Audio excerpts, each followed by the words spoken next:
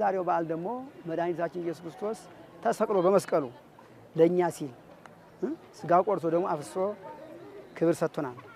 እንግዲህ ለኛ የሰጠው ለማንም አይደለምና በዓላችን ታላቅ አብይ የኢትዮጵያውያን ትልቅ ደስታ በእውነት ሞታችን ሙቶ ሞተ ዘይ መውት የማይሞተው ሙቶ አድኖናል መድኃኒታችን ኢየሱስ ክርስቶስ። ከዚህ የሚበልጥ ፍቅር ምንም የለም።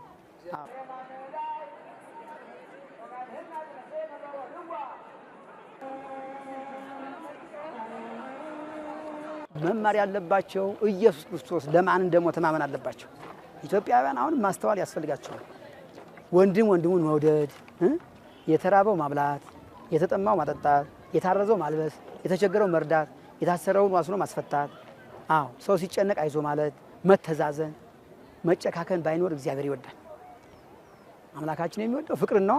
ስለ ፍቅር የሞተው አምላካችን ፍቅርን ይሻልና እኛም በፍቅር መቀመጥ አለብን። የተደረገውን ጸሎት ሁሉ ተቀብሎ ሀገራችንን ከመዓት ከቁጣ ይሰውርልን።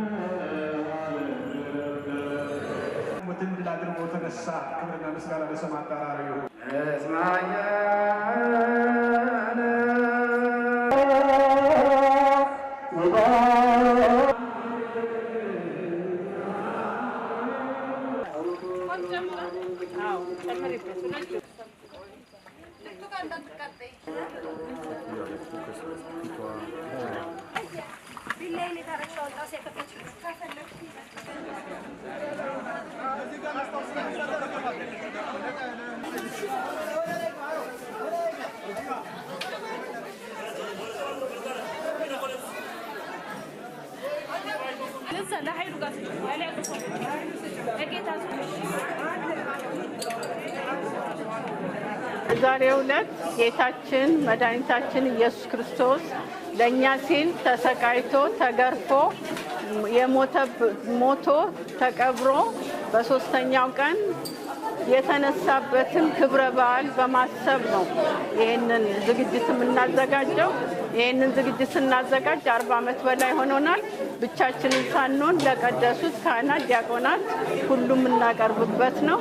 ነዳያንም ከቀኑም ሙሉ ከኛ ጋር ነገ አብረን እንውላለን። የኛ ፋሲካ መድኃኔዓለም ቤተክርስቲያን ነው። የኛ ፋሲካ ከካህናት፣ ከዲያቆናት፣ ከአገልጋዮች ጋር ነው። የኛ ፋሲካ ከነዳያን ጋር ነው።